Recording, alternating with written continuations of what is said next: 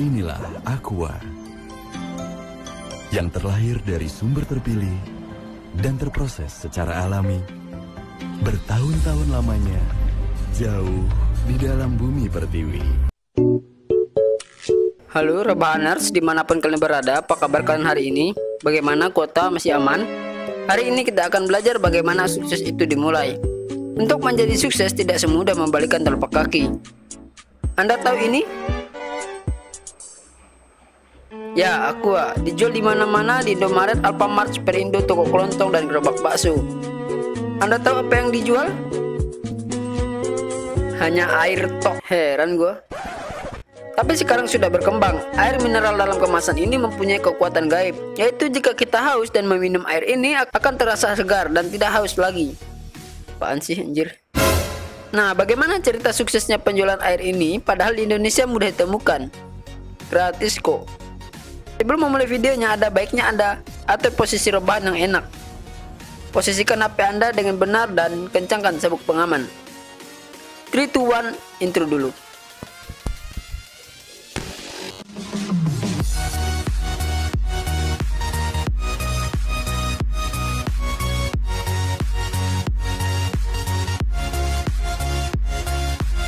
Aqua. Sebenarnya saya malas bahas beginian, tapi semoga menginspirasi Anda semua. Aqua, kalau nggak menginspirasi bagaimana? Sudahlah, nggak apa-apa, yang penting gratis kok. Aqua dengan nama yang keren didirikan oleh seorang anak bangsa, yakni bernama Bapak Tirto Utomo. Nah, Bapak Tirto Utomo ini mengawali karirnya yang bekerja di perusahaan asing di luar negeri gitu ya. Pria kelahiran 9 Maret 1930, udah tua banget ya. Pria kelahiran 9 Maret 1930 ini menginisiasi minuman air dalam kemasan. Dulu pernah banyak tamu luar negeri yang berkunjung ke Indonesia.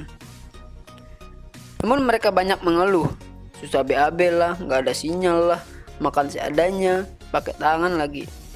Lah emang mau makan pakai apa? Pakai kaki enggak kan? Kan ada tangan. Mereka mengeluh karena air minuman yang disajikan rasanya tidak enak dan membuat beberapa dari mereka sakit perut. Lah minum kali ya. Tirto yang tugasnya sering tugas ke luar negeri melihat banyak sekali air dalam kemasan yang siap diminum. Dari sinilah muncul ide di kepala Pak Tirto. Kenapa saya tidak buat di Indonesia saja? Kan belum ada. Nanti suruh orang testernya. Gratis kok. Begitulah yang Pak Tirto sampaikan dalam benaknya. Tirto pun memutuskan untuk mengetahui cara pembuatan, pengemasan, penjualan dari air kemasan ini. Dulu beliau pernah diremehkan orang lain tentang gagasan dan idenya ini. Anda mau jualan air sedangkan di Indonesia mudah didapatkan. Gratis kok. Anda bukan golongan kami. Memang tekanan orang sukses itu pasti banyak yang meremehkan di belakang. Biarin aja di belakang, kan kita di depan. Percobaan produksi dimulai pada Agustus 1974, tepatnya di Bekasi, dengan nama perusahaan PT Golden Mississippi, yang kemudian berubah menjadi PT Aqua Golden Mississippi. Cuma ditambah Aqua doang. Produk pertamanya yaitu Aqua botol kaca berukuran 950 ml dan Aqua galon yang terbuat dari kaca juga. Dan nama Aqua awalnya itu Puritas, yang lahir tahun 70-an mungkin tahu ini. Namun ketika desainer logo Aqua yang membuatnya, dia menyarankan untuk mengganti nama menjadi Aqua saja. Nggak tahu dulu namanya siapa. Daripada lama-lama, iyakan aja deh. Tidak mudah memasarkan produk baru di Indonesia. Kalau sekarang mah hanya berhoak aja udah laku berat. Bagaimana kalau jualan hoak aja ya? Tapi nggak jadi deh, nanti di penjara pula. Karena produk belum dikenal dan diminati dan belum populer juga, semua yang dibayangkan akan sukses dan terkenal tapi malah merosot. Karena pasar di Indonesia hanya memikirkan, kalau ada air mentah kenapa harus beli? Yang mentah ada, sama aja. Gratis kok. Tirto sempat berpikir untuk menutup pabriknya, dikarenakan air yang dia jual tidak laku di pasaran. Bisa dibayangkan betapa sulitnya hidup Pak Tirto dulu. Sudah keluar uang banyak, keluar dari perusahaan sebelumnya, mana harus bayar gaji karyawan, tagihan listrik, belum lagi THR karyawan, belum lagi beras di rumah habis, kuota sekarat. Zaman dulu udah ada pakai kuota nggak sih? Orang-orang malah tidak terima dengan perusahaan buatan Pak Tirto ini. Yang ia terima adalah cibiran, makian bertubi-tubi,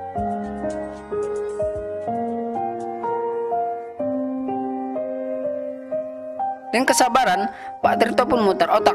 Maksudnya berpikir bagaimana cara membangkitkan PT lagi. Namun kemudian muncul ide gila yang dilancarkan oleh Pak Tirto.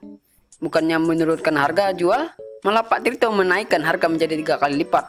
Wow, mungkin ini trik yang dipakai oleh Oreo Supreme atau tengkulak-tengkulak itu. Padahal produknya sama, tak ada bedanya. Ya rasa juga sama. Ya saya belum coba sih, tapi kok mahal banget gitu ya. Kembali lagi ke Aqua. Di lain sisi, distribusi Aqua tidak lagi ke masyarakat biasa, tapi ke perusahaan besar asing yang seperti perusahaan Korea yang waktu itu menangani proyek tol Jagorawi. Dan akhirnya banyak orang percaya dengan Aqua, bahwa Aqua adalah air kemasan dengan kualitas tinggi dilihat dari harganya. Sama seperti Oreo Supreme itu, harganya mahal membuat orang penasaran, akhirnya membeli. Padahal rasanya sama aja, cuma beda bentuk dan warna mungkin ya. Itulah strategi pemasaran, bukan kaleng-kaleng harganya. Ide lainnya, Pak Tirto memasarkan di toko-toko pinggir jalan dengan menaruh 3 buah botol Aqua secara gratis terlebih dahulu. Jadi idenya itu produk terbatas gitu, limited edition gitu. Tapi hasil dari penjualan itu sangat luar biasa. Permintaan untuk Aqua semakin naik dan Aqua yang dijual gratis tadi akhirnya dikenai biaya. Antas sekarang kita mau beli Aqua itu harus bayar, beli sekarang, nggak gratis lagi. Nggak pakai titip-titipkan. Seiring berjalannya waktu, Aqua mulai digunakan beberapa restoran mewah dan perusahaan-perusahaan di Indonesia. Untuk memperluas pemasarannya, promosi dilakukan. Beberapa sponsorship seperti PON, Pekan Olahraga Nasional, yang akhirnya membentuk mindset masyarakat bahwa air Aqua merupakan air yang sehat untuk dikonsumsi. Jadi kalau kita mau berbisnis itu memang kita harus mengubah suatu mindset itu, supaya orang berpikir bahwa itu baik gitu. Seperti Oreo Supreme tadi, tapi saya belum beli sih. Akhirnya Aqua diterima di kalangan masyarakat luas dan telah menjangkau seluruh wilayah Indonesia dari Sabang sampai Merauke. Dengan pasar yang luas, perusahaan ini telah mengkokohkan kakinya menjadi perusahaan raksasa di Indonesia. Namun, kemudian sang pendiri perusahaan ini pun wafat pada tahun 1994. Saya belum ada dong kalau gitu. Dan menjadi goncangan besar bagi perusahaan karena kehilangan sosok pemimpin yang membuat perusahaan ini besar. Tapi goncangan ini kemudian diantisipasi dengan baik melalui kerjasama dengan Danone. Makanya air Aqua sekarang ada logo Danone kan, pasti rasanya ada manis-manisnya gitu. Kalau yang nggak ada logo Danone-nya itu rasanya biasa saja gitu. Sampailah dengan sekarang di mana Aqua banyak diminati masyarakat. Apapun merek dan nama airnya, tetap Aqua sebutannya. Sama seperti Rinso, apapun merek dan nama deterjennya tetap Rinso menyebutnya. Tamat. Dan begitulah cerita inspirasi kali ini. Saya yakin Anda semua akan terinspirasi. Mau berusaha meskipun dalam tekanan. Tetap tampil menarik. Kalau jelek, pulang sajalah. Percuma aja yang dicari penampilan menarik. Apa yang mau ditarik? Anjir.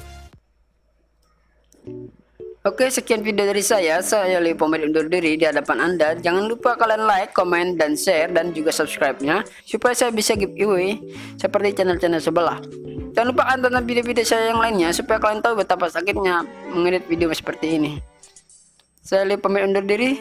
Terima kasih. Arigatou gozaimasu. Atur nuhun. Sampai juga ngedit video kayak gini. Salam pengangguran Indonesia.